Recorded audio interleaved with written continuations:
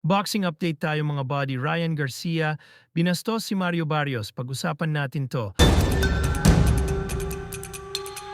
Mga buddy, mainit na naman ang eksena dahil kagabi lang naganap ang press conference ni na Mario Barrios at Ryan Garcia para sa kanilang laban. At grabe mga buddy, hindi ito ordinaryong press con kasi may yabangan, may drama at may banta ng knockout. Wika ni Barrios. Knockout ang sasapitin ni Ryan?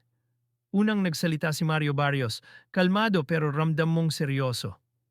Ayon sa kanya, hindi raw siya natatakot sa hype ni Ryan Garcia. At dito na bumira si Barrios, knockout daw ang sasapitin ni Ryan Garcia. Meaning, hindi raw ito aabot sa points fight. Ang target ni Barrios, tapusin agad ang laban. Sa welterweight division kasi mga body, kapag mali ang depensa mo, isang tama, tulog ka. Kaya bawal ang tutulog-tulog, wika naman ni Ryan Garcia. Ready akong mangbugbog. Siyempre, si Ryan Garcia hindi papayag na siya ang binabastos sa stage. Sabi niya focused na siya, handa na siya, at ang goal niya, magbibigay siya ng matinding beating sa kalaban niya. Gusto ni Ryan na patunayan na hindi siya hype lang, na kaya niyang maging champion sa mas mabigat na division.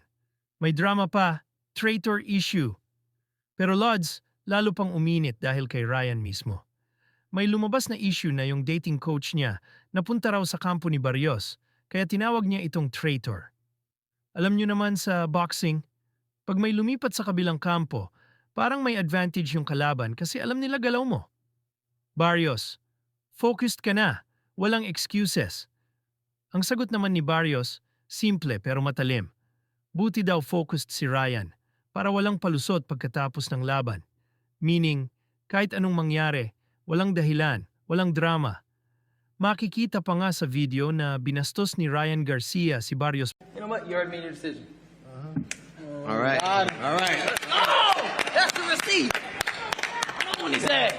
Barrios, champion na gustong patunayan na hindi basta-basta kinukuha ang corona. Ryan Garcia, challenger na gustong patunayan na kaya niya sa welterweight. Pero ang tanong, sino mauunang masindihan?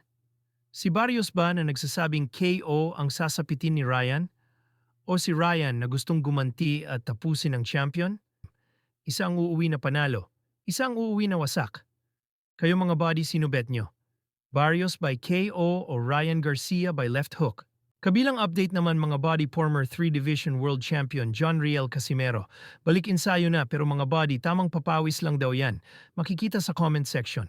Ang sinabi niya, malapit na paldo na naman daw at easy money na naman kayo mga body. Ano ang masasabi nyo?